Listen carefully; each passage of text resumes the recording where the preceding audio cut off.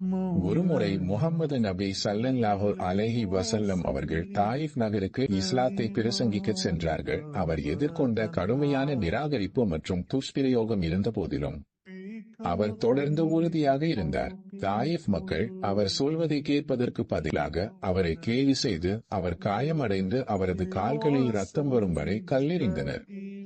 இந்த துன்பம் இருந்த போதிலும் நபிகள் நாயகம் ஸல்லல்லாஹு அலைஹி வஸல்லம் அவர்கள் பழிவாங்குவதை விட அவர்களின் வழிகாட்டுதலுக்காக பிரார்த்தனை செய்தார்கள்.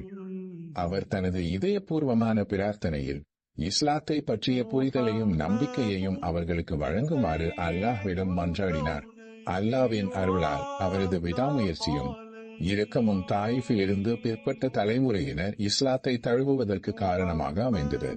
இக்கதை இக்கட்டான காலங்களிலும் நபிகளாரின் அசாத்தியமான பொறுமையையும் நெகிழ்ச்சியையும் அளவற்ற கருணையையும் எடுத்து